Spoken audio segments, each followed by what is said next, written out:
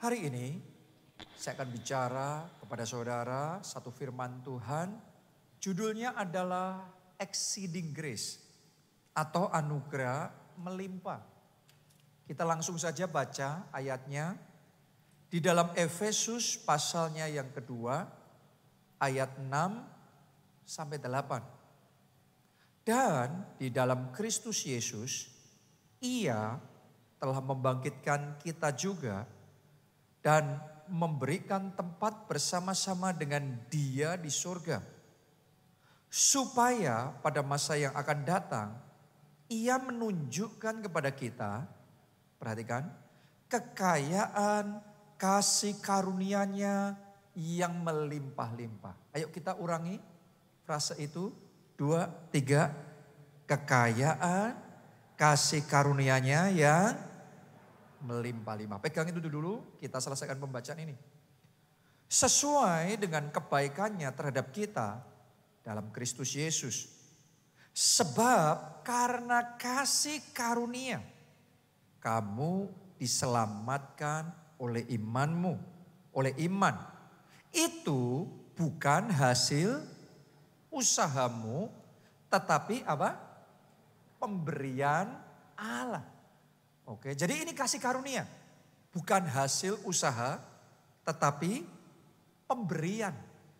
Pemberian Allah. Saya yakin sementara firman Tuhan dibagikan, ada orang di tempat ini, Anda sebenarnya nggak layak.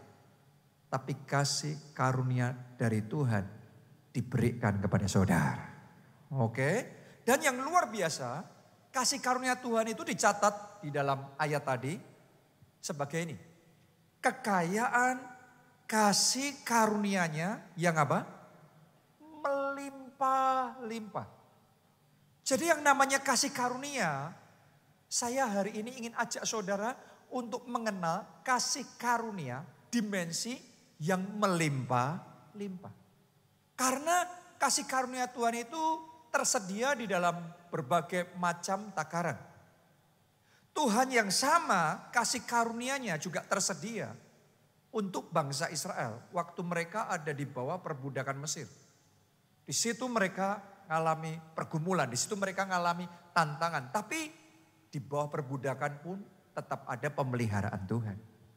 Saya berdoa Anda yang sedang mengalami pergumulan berat dalam hidup saudara, hari ini ada kasih karunia saudara dari Tuhan untuk Anda melalui semuanya itu. Amin, haleluya. Nah, tapi Tuhan yang sama juga Tuhan yang menyediakan kasih karunia buat mereka waktu mereka ada di padang gurun. Anda masih ingat gak di padang gurun bagaimana cara Tuhan memelihara mereka? Tuhan turunkan mana. Mana itu hanya bisa dikumpulkan secukupnya. Jadi mana sehari cukup untuk sehari. Berkat sehari cukup untuk sehari, pas. Kalau di Mesir selalu kurang, selalu minus. Tetapi di padang gurun selalu pas. Tapi yang luar biasa saudaraku, Tuhan yang sama yang memelihara mereka di padang gurun. Tuhan yang sama memelihara mereka di tanah perjanjian. Di tanah perjanjian ini dicatat sebagai tanah yang berlimpah-limpah dengan susu dan madunya. Kali ini bukan pas, tapi yang mereka alami kelimpahan. Di 3 dimensi ini selalu ada kasih karunia. Ya, dan orang Kristen ada yang mengenal kasih karunia Tuhan di tahap yang pertama. Tapi ada juga yang bisa mengenal kasih karunia Tuhan di tahap berikutnya. Tapi ada yang sampai mengenal kasih karunia Tuhan seperti yang kita baca tadi. Di level kekayaan kasih karunia-Nya yang melimpah-limpah. Saya berdoa hari ini Tuhan bawa setiap pribadi di tempat ini masuk di dalam takaran kasih karunia yang lebih dalam. Takaran kasih karunia yang melimpah-limpah. Bukankah itu cara Yesus menyediakan buat kita?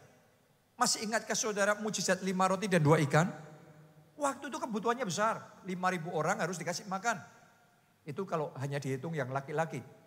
Tapi yang ada hanya 5 roti dan 2 ikan. Yang luar biasa waktu Tuhan berikan kasih karunia-Nya. Mujizatnya terjadi. 5 roti 2 ikan bisa berlipat kali ganda. Memberi makan semua orang kenyang. Bahkan sampai berlebih. Berlimpah. Dikumpulkan 12 bakul. Coba Anda renungkan itu. Ya, artinya sama-sama kasih karunia tersedia. Ada yang namanya kasih karunia yang melimpah-limpah. Saya nggak tahu Anda di dimensi yang mana. Tapi dimensi manapun Anda berada, tetap kasih karunia. Doa saya hari ini, kasih karunia yang Anda alami ditambahkan sampai semuanya masuk di dalam dimensi kasih karunia yang berlimpah-limpah. Amin. Haleluya. Karena kita bisa bertumbuh di dalam kasih karunia. Seperti bangsa Israel tadi dari perbudakan Mesir ke padang gurun. Masuk ke tanah perjanjian. Ini namanya bertumbuh, berjalan di dalam kasih karunia. Jadi di level manapun Anda sekarang ini sadari dulu ada kekayaan kasih karunia yang melimpah-limpah. Buka hati saudara lebar-lebar dan doa sama Tuhan, ngomong Tuhan bahwa aku masuk di dalam kasih karunia yang melimpah-limpah. Oke, kita baca 2 Korintus 12 ayat yang ke-9. Tetapi jawab Tuhan kepadaku, cukuplah kasih karuniaku bagimu. Sebab justru dalam kelemahanlah kuasaku menjadi sempurna. Sebab itu terlebih suka aku bermegah atas kelemahanku. Supaya kuasa Kristus turun menaungi aku. Banyak orang kalau bicara tentang kasih karunia yang melimpah-limpah. Terus buka ayat ini ngomong, kan Rasul Paulus saja dijawab sama Tuhan, cukuplah kasih karuniaku. Jadi kok kayaknya ditolak, kayaknya gak tersedia. Nah saya mesti ngomong begini sama saudara. Sama-sama ngomong cukup. Cukup itu bisa 2 arti. Cukup karena pas.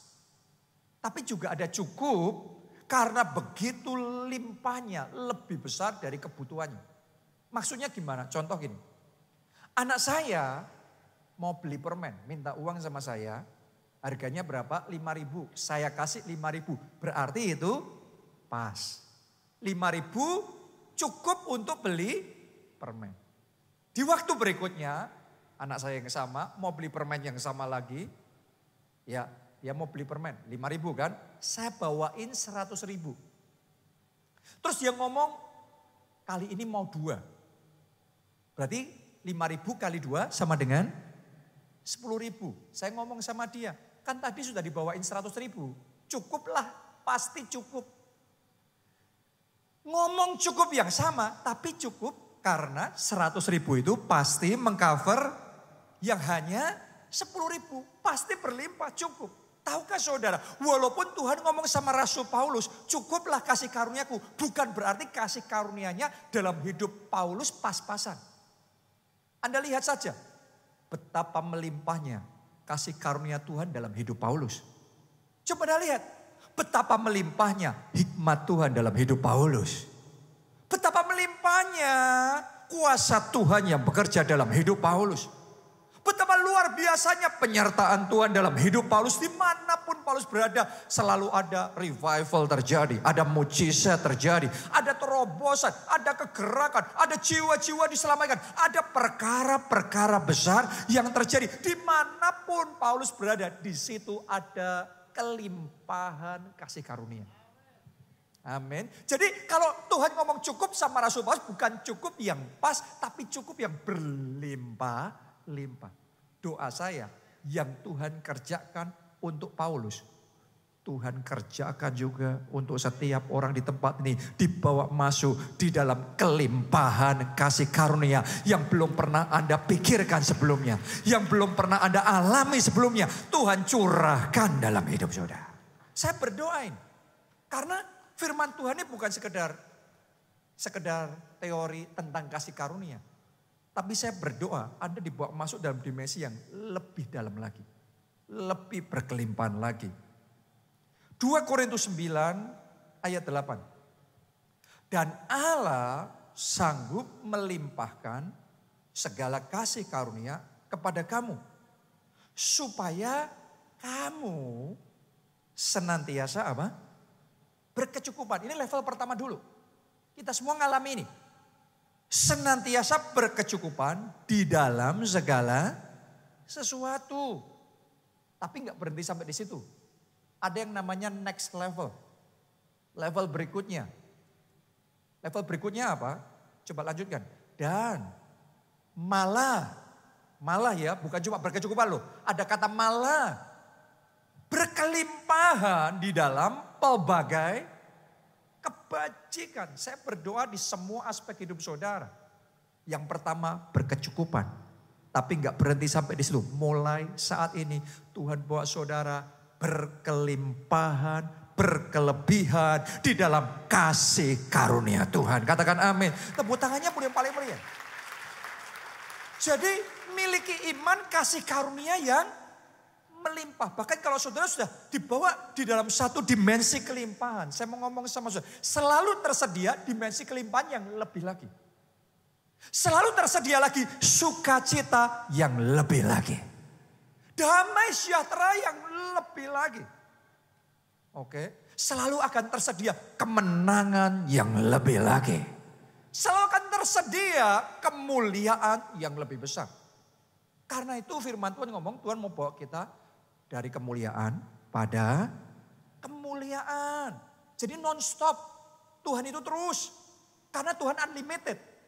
Tuhan kita itu tidak terbatas. Dan kalau saudara mau bertumbuh di dalam kasih karunia, Anda akan melimpah. Anda kan ngalami yang namanya dimensi unlimited tanpa batas dari kasih karunia. Dalam hal hikmat Tuhan bisa memberikan hikmat yang tidak terbatas. Karena hikmat itu ada takaran yang beda-beda. Tapi kalau ada terus bertumbuh, Tuhan bisa menambahkan lebih lagi. Bahkan yang dialami oleh Daniel, Tuhan juga bisa berikan hikmat yang sama kepada saudara.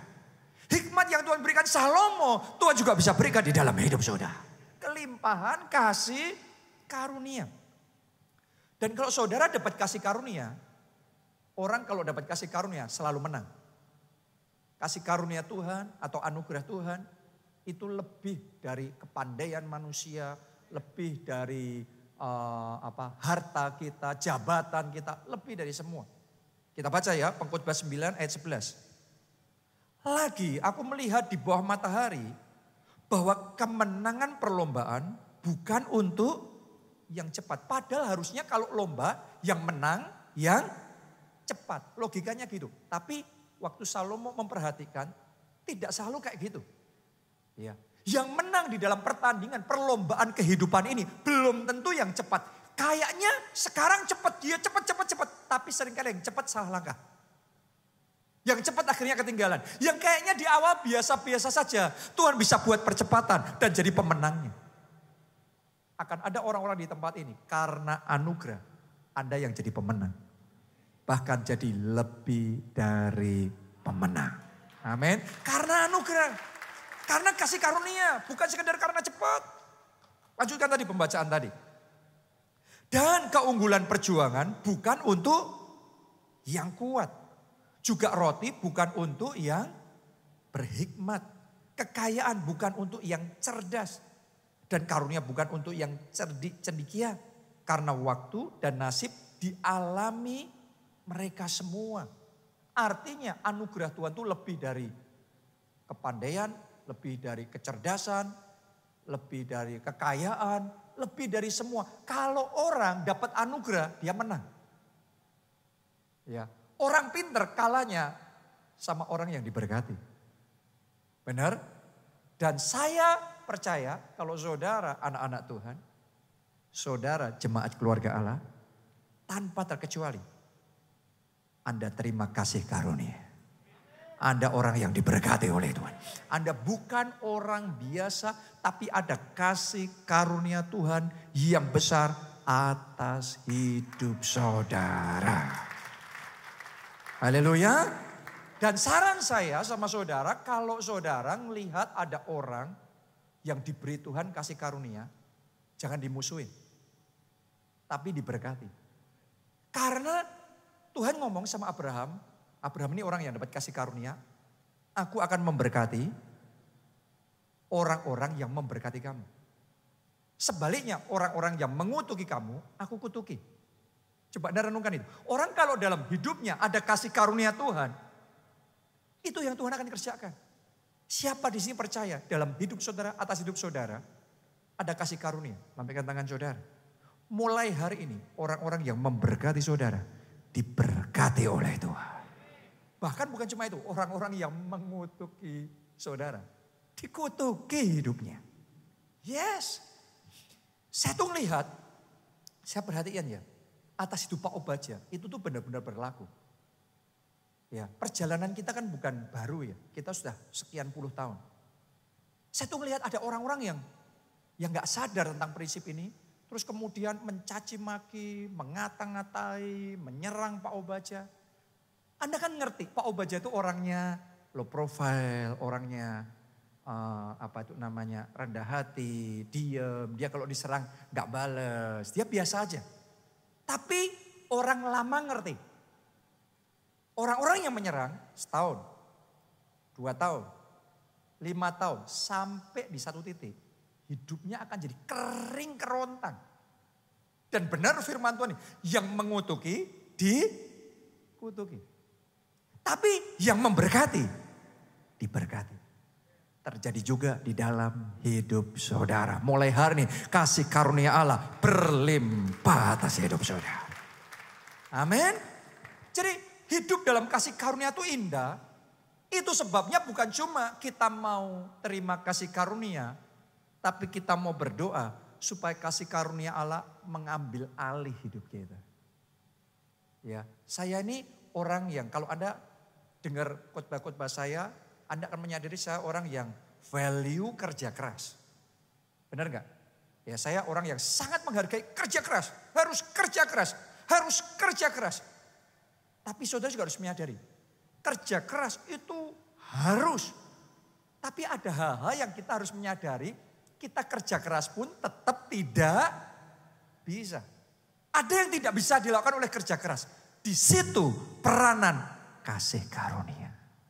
Yang kerja keras tidak bisa lakukan, Tuhan bisa kerjakan itu di dalam hidup saudara. Anugerah itu. Itu bukan kuat, bukan gagah kita. Tapi itu memang roh Tuhan sudah take over. Kasih karunia Tuhan mengambil alih hidup kita. Ya. Itu yang dialami oleh Daud. Waktu dia melawan Goliat.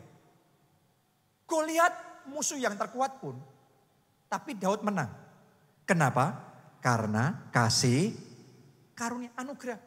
Padahal Goliat kalau orang misalnya ya. Ini mau ada pertandingan kan kadang-kadang kayak pertandingan tinju dibandingin kan. Oh ini kekuatannya yang ini dibandingkan yang ini, kecepatannya dibandingkan kan gimana. Kalau dibandingkan Daud sama Goliat, pengalaman menang siapa? Goliat. Senjata menang mana? Goliat. Pertahanan menang mana? Tenaga menang mana? Semuanya Goliat. Harusnya Goliat yang dijagokan. Tapi siapa yang menang? Daud. Coba Anda renungkan itu. Belum tentu yang lebih kuat, lebih pengalaman, lebih segalanya menang. Tapi yang pasti, yang terima kasih karunia, Tuhan akan buat jadi menang. Anda secara manusia harusnya kalah. Tapi hari ini Anda terima kasih karunia dari Tuhan. Kekalahanmu akan dirubah jadi kemenangan. Haleluya. Kasih karunia. Coba Anda lihat. Bangsa Israel diperbudak di Mesir. Zaman itu bangsa Mesir budayanya paling unggul di dunia. Itu pusat ilmu pengetahuan di dunia. Zaman itu di Mesir itu militernya adidaya. Terus bangsa Israel ini jadi budak dari keturunan ke keturunan sekitar 430 tahun. Apa harapannya? Mereka gak pernah diajarin perang, gak pernah diajarin strategi militer dan lain sebagainya. Gimana caranya? Semua kalah set semua. Karena yang mereka hadapi negara superpower. Tapi ternyata siapa yang menang? Bangsa Israel. Ternyata yang super power kalahnya sama super grace. Mulai hari ini super grace, exceeding grace, anugerah yang melimpah itu terima di dalam nama Tuhan Yesus. Boleh katakan amin. Kita kasih tepuk tangan yang paling meriah buat Tuhan Yesus. Anugerah Tuhan bisa membuat saudara makan kenyang di saat kelaparan. Itu yang dialami oleh Elia Setiap sore Tuhan perintahkan burung gagak datang ngasih makan. Siapa di sini yang percaya Tuhanmu masih belum berubah? Dia tetap sama dulu, sekarang, sampai selama-lamanya. Siapa yang percaya Tuhanmu juga tetap sama nanti tahun 2023? Padahal dunia ngomong 2023 gelap. Mungkin dunia benar untuk dunia gelap. Tapi kalau saudara punya Tuhan dan Tuhan hari ini berkenan memberikan kasih karunia-Nya, dunia boleh kelaparan. Tapi di 2023 ada orang-orang di tempat ini, Tuhan akan membuat saudara makan kenyang. Hidup saudara dibuat jadi manis dan indah. Dan terang kemuliaannya bersinar atas hidup saudara. Jadi kalau baca berita itu, 2023 gelap. Oh oke, tapi tambahin, buat saya terang. Karena ada kasih karunia. Jadi jangan ketakutan, jangan khawatir dalam hidup saudara. Karena ada kasih karunia yang melimpah. Tuhan yang sama yang bisa memelihara Elia. Tuhan yang sama juga memelihara keluarga saudara. Anak-anak saudara, semuanya di dalam pemeliharaan Tuhan. Dan ingat baik-baik, kasih karunia-Nya itu unlimited. Anda mau ngalami percayanya pas-pasan, ya pas-pasan akan terjadi. Tapi kalau saudara bisa percaya dalam takaran yang berlimpah-limpah, Yesus ngomongnya terjadilah sesuai imanmu. Imanmu nyampainya pas-pasan, pas-pasan dia kerjakan, dia gak keberatan kok. Tapi dia juga gak keberatan. Kalau imanmu nyampainya berlimpah juga akan Anda alami di dalam hidup saudara. Karena kasih karunia-Nya tidak terbatas. Jadi jangan hidup di luar kasih karunia. Isinya pergumulan. Hiduplah di dalam kasih karunia. Karena ada pergumulan pun Tuhan sediakan pertolongan. Semuanya di dalam kasih karunia Tuhan. Nah, siapa di sini yang mau dalam hidupnya, dalam hidup saudara, kasih karunia dari Tuhan itu sampai take over, dominan, mengambil alih. Anda mau? Ya, gimana caranya dalam hidup kita ngalami kelimpahan kasih karunia? Ini bukan cuma istilah loh. Jadi ada cara untuk benar-benar masuk di dalam dimensi kasih karunia. Saya diajari Tuhan dalam hidup ini dari waktu ke waktu terus bertumbuh dalam kasih karunia. Sampai hari ini pun masih terus bertumbuh di dalam kasih karunia. Nah, gimana caranya kita bisa terus lebih lagi ngalami kasih karunia Tuhan yang tidak terbatas itu, berlimpah-limpah itu. Nomor 1, serahkan hidupmu kepada Tuhan. Karena dia sumber anugerah, sumber kasih karunia. Roma 6 ayat 13 sampai 14. Dan janganlah kamu menyerahkan anggota-anggota tubuhmu kepada dosa untuk dipakai sebagai senjata kelaliman. Hari ini kita komit ya, Tuhan ngomong jangan serahkan anggota tubuhmu kepada dosa. Jangan serahkan tangan saudara kepada dosa. Jangan serahkan kaki saudara kepada dosa. Jangan serahkan lidah saudara kepada dosa. Jangan serahkan mata saudara kepada dosa. Itu jadi senjata kelaliman. Kalau sempat kita lakukan itu, ambil keputusan bertobat dan tinggalkan dosa. Oke? Adam dan Hawa yang sudah nerima kelimpahan kasih karunia gara-gara menyerahkan anggota tubuhnya kepada dosa, akibatnya terpotong dan kering dari kasih karunia. Dan itu bukan hukum Taurat ya. Karena hukum Taurat belum ada zaman Adam dan Hawa. Itu masih perfect. Itu Tuhan yang ciptakan dari awal sempurna, baik, sangat baik. Tapi yang namanya dosa itu mengeringkan kasih karunia. Karena itu rugi. Anda berbuat dosa kayaknya enak tapi rugi. Karena itu mengeringkan, mengurangi, memotong, memangkas kasih karunia. Lanjutkan. Tetapi serahkanlah dirimu kepada Allah sebagai orang-orang yang dahulu mati. Tetapi yang sekarang hidup. Dan serahkanlah anggota-anggota tubuhmu kepada Allah untuk menjadi apa? Semuanya katakan senjata kebenaran. Oke, ini yang Alkitab mau. Serahkan anggota tubuhmu untuk menjadi senjata kebenaran. Sebab kamu tidak akan dikuasai lagi oleh dosa. Karena kamu tidak berada di bawah hukum Taurat. Tetapi, perhatikan, yang mau menyerahkan anggota tubuhnya menjadi senjata kebenaran. Lihat, kamu akan ada di bawah kasih karunia. Tiba-tiba langsung di switch. Tiba-tiba langsung kayak dipindahin. Tadinya di bawah hukum Taurat, sekarang di bawah kasih karunia. Kuncinya apa? Serahkan anggota tubuhmu kepada Allah untuk dipakai sebagai senjata kebenaran. Itu kunci kasih karunia Tuhan. Itu yang dialami oleh Saulus.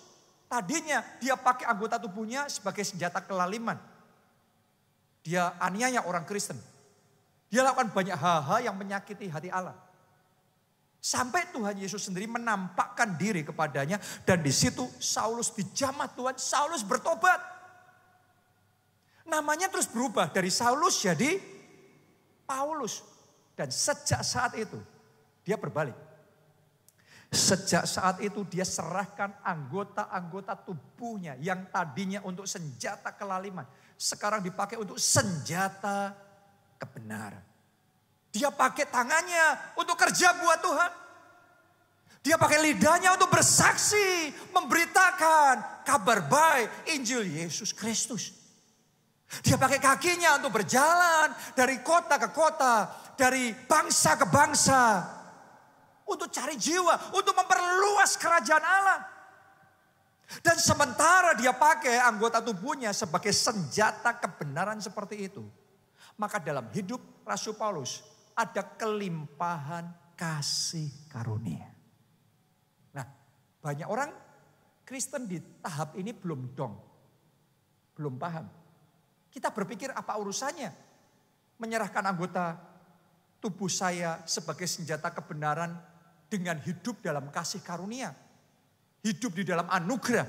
Hidup di dalam berkat Tuhan. Apa hubungannya? Oh, hubungannya kuat sekali. Cuma kitanya yang gak nangkep. Banyak orang hanya mau kasih karunia. Banyak orang hanya mau menikmati anugerah. Tapi kalau anugerah kasih karunia itu cuma untuk diri kita sendiri. Pokok kita lagi dan kita lagi. Tuhan gak dapat apa-apa. Coba saya tanya sama saudara. Kalau Anda jadi Tuhan, poinnya apa? Semakin dikasih kasih karunia, semakin gak berguna buat Tuhan. Semakin diberkati, ya buat Tuhan gak ada poinnya. Karena cuma dipakai untuk diri sendiri. Jadi buat Tuhan gak ada poinnya. Motivasinya Tuhan apa? Menambahkan kasih karunia. Ya sudahlah. Hari ini saya ajak saudara untuk pastikan supaya Tuhan tahu semakin dia limpahkan kasih karunia-Nya dalam hidupmu, semakin hidupmu akan mempermuliakan nama Tuhan. Semakin pekerjaan Tuhan di muka bumi ini akan dimajukan melalui hidup saudara. Semakin banyak jiwa yang lemah dikuatkan, yang sedih dihiburkan, jiwa-jiwa yang terhilang diselamatkan. Kerajaan Allah diperluas. Kalau dia dapat poin kayak gitu, dia akan membuka lebar-lebar pintu kasih karunia dan Anda akan mengalami kekayaan kasih karunia-Nya yang melimpah-limpah. Amin. Jadi hari ini ambil komitmen, tanganmu kerja buat Tuhan. Jangan jadi tangan yang cuma untuk diri sendiri, tapi kerja buat Tuhan. Lidah saudara, pakai lidah itu bukan cuma nego untuk customer saudara, good. Tapi pakai lidah saudara bersaksi bahwa di dalam Yesus ada keselamatan. Di dalam Yesus ada pertolongan. Ajak teman-teman sudah datang beribadah, datang ke gereja. Ngalami Tuhan dalam hidup mereka. Anda kerja buat Tuhan, Anda pakai anggota tubuh saudara sebagai senjata kebenaran. Anda lakukan itu. Dan kasih karunia Tuhan, kasih sama saudara. Satu kasih karunia saja bisa membuat lompatan 20 tahun maju dalam sekejap. Satu koneksi Tuhan kasih, satu promosi Tuhan berikan. Apa yang harusnya baru bisa terjadi 20 tahun, Tuhan bisa kerjakan sekejap begitu saja dalam hidup saudara. Hal-hal yang melampaui pikiran, melampaui bayangan saudara, gak kepikir kok bisa seperti itu. Tuhan kasih satu aja anugerahnya. Hidupmu tidak akan pernah sama. Masa depanmu akan di-upgrade. Masa depan anak-anak keturunan saudara juga akan diangkat dan dipermuliakan oleh Tuhan. Amin. Jadi buat Tuhan ngerti, kalau kasih karunia-Nya dilimpahkan tambah melimpah dalam hidupmu, nama Yesus semakin dipermuliakan. Jiwa-jiwa banyak diselamatkan. Kerajaan Allah diperluas. Itu poinnya buat Tuhan. Dan dia akan memastikan banyak poin buat saudara. Karena itu carilah terlebih dahulu kerajaan Allah dan kebenarannya. Maka semuanya ditambahkan. Semuanya itu poin-poin saudara yang Anda rindukan. Tuhan kasih sama saudara. Tapi yang Tuhan mau Anda pastikan senjata kebenaran untuk apa? Kerajaan Allah diperluas. Cari dulu yang satu itu. Maka kamu akan ada di dalam kasih karunia yang berlimpah-limpah. Amin. Itu yang pertama. Yang kedua. Bagaimana kita bisa mengalami kelimpahan kasih karunia dari Tuhan itu? Yang kedua, rendahkan dirimu di hadapan Tuhan. Ya. Tahukah saudara, dalam kamus besar bahasa Indonesia, kata anugerah atau kasih karunia, itu definisinya ini. Pemberian. Jadi anugerah, kasih karunia itu apa? Pemberian dari pihak atas kepada yang ada di bawah. Jadi kasih karunia itu dikasih dari yang atas kepada yang bawah. Untuk saudara bisa menerima anugerah itu, artinya harus ada di bawah. Kalau kita memposisikan diri di atas, nggak dapat. Karena kasih karunia diberikan dari Tuhan kepada yang rendah hati. Makanya Alkitab ngomong, yang meninggikan diri malah direndahkan. Tapi yang merendahkan diri di bawah tangan Tuhan yang kuat, Ia akan meninggikan engkau pada waktunya. Itu kasih karunia. Jadi Anda harus ngerti kasih karunia itu bukan untuk orang yang sombong, untuk orang tinggi hati. No. Kasih karunia itu diberikan sama yang rendah hati. Raja Nebukadnezar belajar pelajaran yang satu ini dengan cara yang menyakitkan. Harga yang mahal. Ceritanya waktu itu dia disertai Tuhan. Dia diurapi Tuhan. Luar biasa sekali. Dia jadi raja yang terbesar pada zamannya. Tapi yang namanya manusia saudaraku ya. Siapa saja bisa ngalami. Kadang-kadang perasaan hati kita terbawa. Saat maju terus menang lagi. Maju lagi menang lagi. Bisa terpancing jadi sombong nih. Terus dia ngomong, wah ini semua karena aku yang hebat. Ini yang aku yang bangun semuanya. Dia meninggikan, dia menyombongkan diri. Begitu Tuhan dengar dari surga. Tuhan ngomong selesai. Alkitab mencatat dicabut akal budinya oleh Tuhan. Raja yang begitu terhormat dan berkuasa ini. Tiba-tiba kehilangan kemanusiaannya. Hidup bagaikan binatang. Kehilangan segalanya. Coba Anda renungkan nih. Dalam sekejap. Begitu saja, hilang semuanya. Gara-gara sombong. Sudah dapat kasih karunia, tapi sombong. Bisa kehilangan kasih karunia. Sampai akhirnya Nebukadnezar ngerti kesalahannya.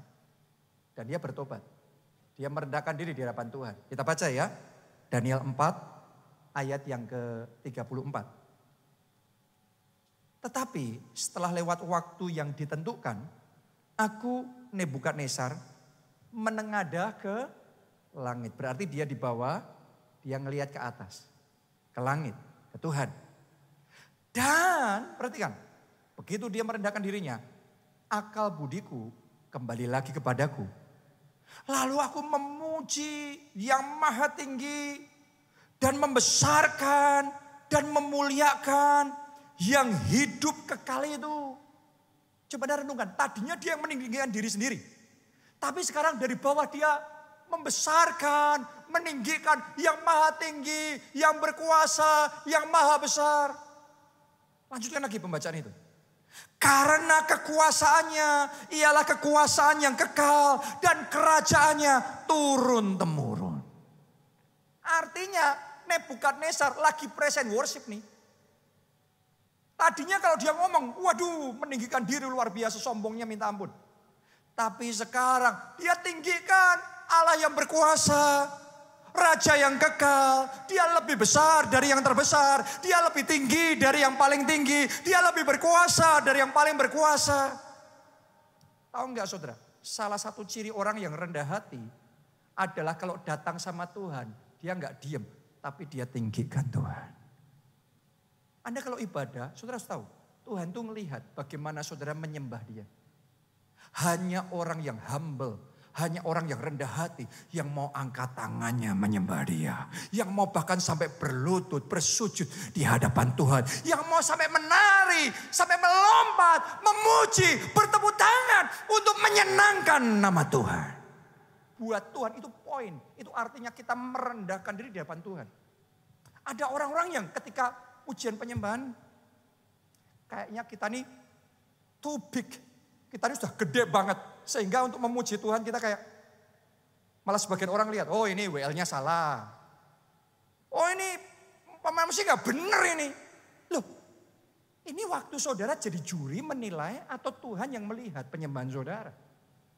Saya berdoa saudara gak seperti Nebukadnezar yang kalau ngomong kayaknya kita yang di atas. Tapi saat pujian penyembahan, saya ajak saudara rendahkan dirimu, agungkan Yesus, tinggikan dia, megahkan dia, besarkan dia. Karena itu adalah momen di mana kita merendahkan diri di bawah tangan Tuhan yang kuat. Dan ia yang akan meninggikan kita pada waktunya. Amin. Saya tantang saudara, kalau pagi hari bangun sebelum sibuk yang lain-lain. Punya waktu menyembah Yesus dulu.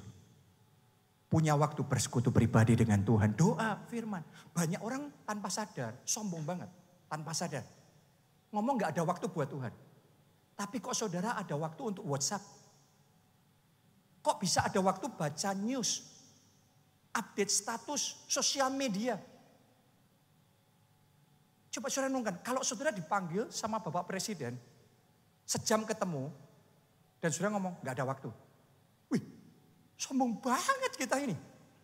Tapi seringkali yang kita lakukan seperti itu sama Tuhan. Padahal dia presiden di atas segala presiden. Dia raja di atas segala raja. Mulai hari ini rendahkan hatimu di hadapan Tuhan. Jangan terlalu besar untuk berdoa. Jangan terlalu besar untuk menyembah. Jangan terlalu besar untuk bersekutu intim sama Tuhan. Sebelum saudara sibuk itu pagi hari engkau bangun. Sujud dulu di hadapan Tuhan.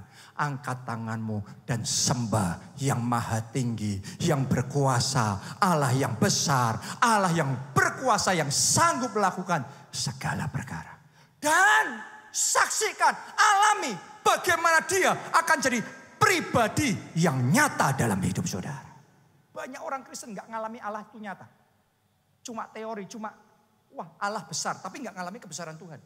Allah berkuasa, tapi nggak ngalami kuasa Tuhan. Kenapa? Karena nggak tahu menghormati Tuhan.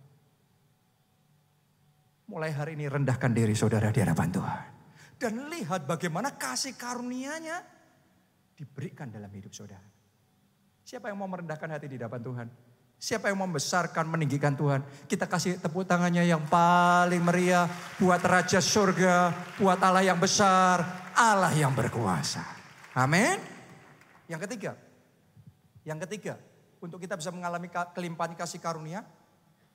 Nomor 3, deklarasikan kasih karunia secara profetik. Amsal 18 ayat 21, hidup dan mati dikuasai lidah. Siapa yang suka menggemakkannya, ia akan memakan buahnya. Jadi yang Anda gemakkan apa, itu buah yang akan Anda nikmati. Makanya di kitab Kejadian, kalau Tuhan ngomong jadilah terang. Yang jadi apa? Terang juga. Tuhan ngomong jadilah terang bukan binatang yang jadi. Tuhan ngomong jadilah ikan di laut.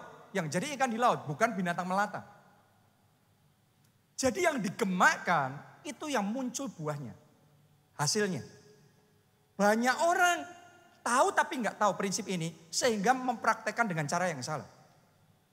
Banyak orang selalu mengembangkan, aku orang biasa, aku bukan siapa-siapa, aku orang kecil, gak bisa apa-apa, susah sekarang keadaan berat, gak mungkin.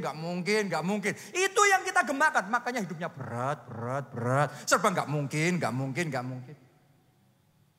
Karena Tuhan ngomong hidup, bukan cuma hidup, mati, dua-duanya, mau hidup mau mati, dikuasai lidah. Siapa suka mengemakan, ia memakan buahnya.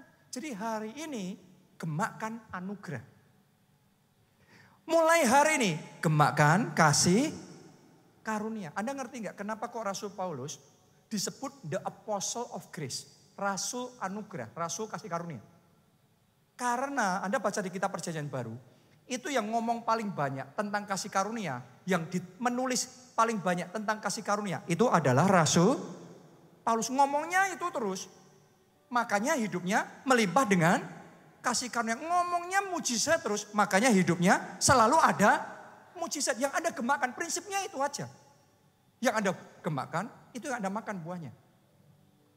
23 tahun yang lalu, pertama saya merintis gereja di Jogja, jemaat kita masih sedikit sekali, beberapa puluh. Terus kemudian kita juga ibadah di ruangan yang kecil, sangat kecil.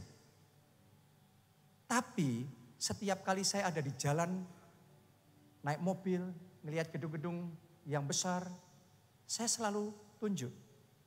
Kadang saya sendiri, kadang ada juga yang bersama saya tunjuk dalam nama Yesus. Jadi gereja kita. Dalam nama Yesus, kita akan ibadah di tempat-tempat yang besar seperti itu. Waktu itu orang kalau dengar saya ngomong akan ketawa. Karena orang itu kan ngelihat kelas kita ya. Kelas kita waktu itu masih jauh sekali. Tapi yang 23 tahun lalu kita gemakkan. Sekarang buahnya mulai muncul. Di berbagai kota gereja kita ada di tempat-tempat yang besar. Saya mau nubuatkan buat setiap orang di tempat ini. Orang-orang yang ada di ibadah ini, jemaat, keluarga Allah, saudara, semuanya. Orang-orang besarnya Jakarta. Orang-orang kuatnya Indonesia. Anda orang-orang yang diberkati oleh Tuhan. Yang engkau kerjakan dijadikan Tuhan berhasil. Angkat dua tangan saudara ini. Tangan-tangan ini diurapi oleh Tuhan. Apa saja yang diperbuatnya dijadikan Tuhan berhasil. Engkau akan tetap naik dan tidak turun. Engkau akan terbang tinggi bagaikan Raja Wali. Engkau akan melakukan perkara-perkara yang besar dan ajaib. Melalui hidupmu kerajaan Allah akan diperluas. Jiwa-jiwa diselamatkan. Dan nama Yesus dipermuliakan. Anda percaya? Terima itu terjadi dalam hidupmu. Tepuk tangannya boleh yang paling meriah buat Tuhan kita. Mari kita bangkit berdiri. Nyanyikan lagu ini bersama-sama.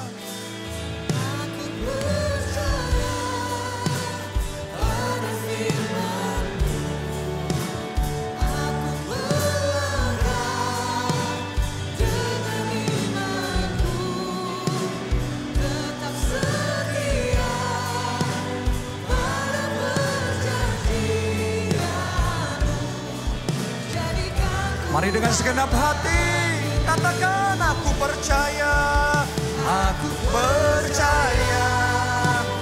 pada firman-Mu. Aku melangkah dengan iman-Ku, tetap setia pada perjanjian-Mu. Jadikan ku hamba. Sekali lagi, mari semuanya. Aku percaya pada firman-Mu. Aku melangkah dengan iman-Ku, tetap setia pada perjanjian. Jadikan ku hamba.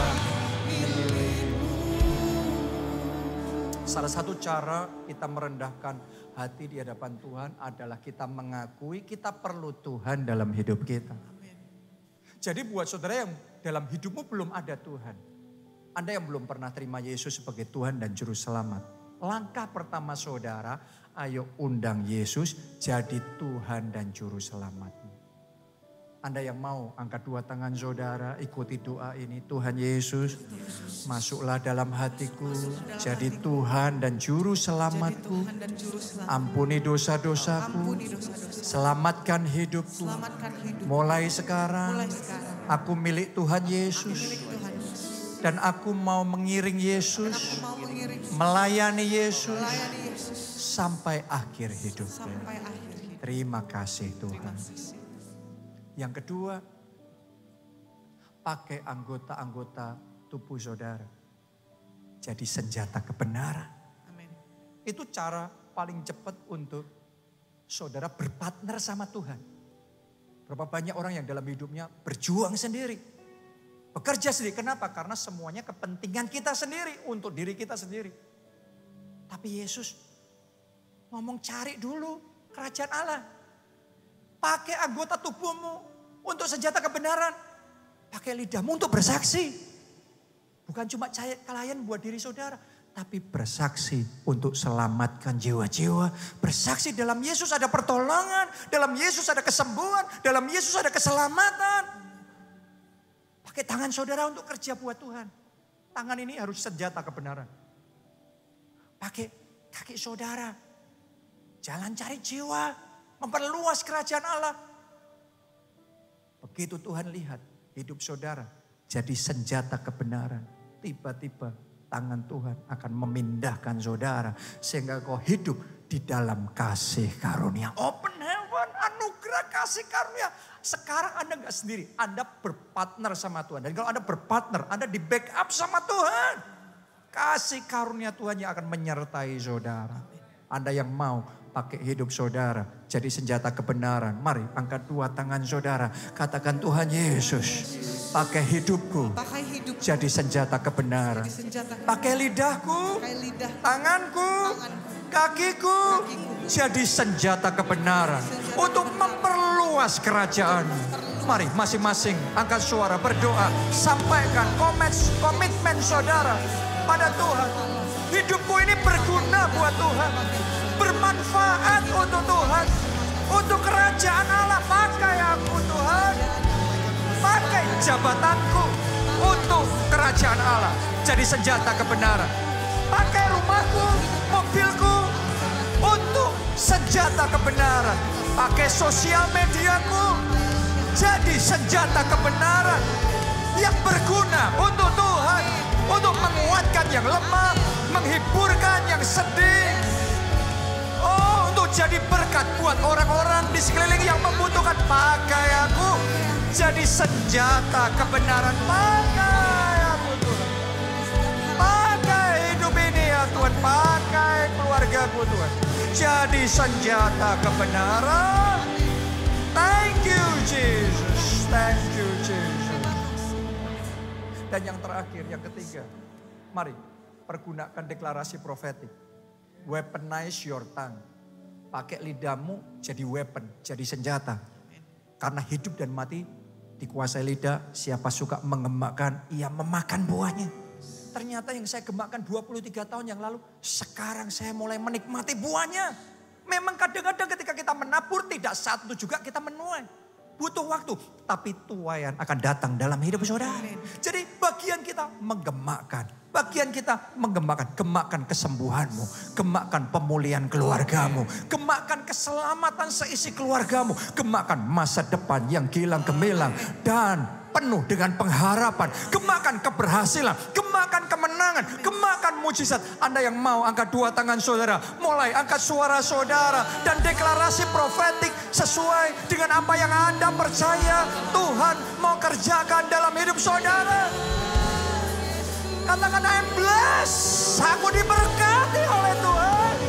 Aku diberkati oleh Tuhan. Aku orang yang diberkati oleh Tuhan. Dalam hidupku. Always open heaven. Selalu. Langit terbuka dan berkat tercurah. Kasih karunia tercurah. Sampai berkelimpahan. Sampai berkelimpahan. Damai sejahtera, sukacita ilahi mengalir, mengalir, berlimpah, berlimpah, memenuhi hati kita. In the name of Jesus. Aku percaya pada firman-Mu. Aku melangkah dengan iman-Mu. Tetap setia pada perjanjian. Amin, amin, amin. Mari dengan segenap hati, aku percaya pada firman-Mu. Aku melangkah dengan imanku, tetap setia pada perjanjian. Jadikan ku hamba. Bersama drum, mari semuanya tepuk tangan. Aku percaya pada firman-Mu. Aku melangkah dengan imanku, tetap setia. Tetap setia pada perjanjian. Amin, amin, amin, amin, amin. Sekarang yang terakhir, mari bersama-sama katakan aku percaya. Aku percaya pada firman-Mu. Aku melangkah dengan imanku, tetap setia pada perjanjian-Mu. Jadikan ku hamba milik-Mu, tetap setia pada perjanjian-Mu. Jadikan ku hamba milik-Mu. Katakan terima kasih Tuhan Yesus. Thank you Jesus. Mari terima berkat Tuhan ini. Diberkati saudara oleh Tuhan. Amin. Diberkati keluargamu oleh Tuhan. Amin. Diberkati studi dan pekerjaan saudara oleh Tuhan. Amin. Diberkati kesehatan dan masa depan saudara oleh Tuhan. Amin. Dan diberkatilah pertumbuhan rohani serta pelayanan saudara oleh Tuhan. Amin. Dalam anugerah Allah Bapa, cinta kasih Yesus Kristus dan persekutuan dengan Roh Kudus sekarang sampai selama-lamanya. Mari bersama kita katakan amin.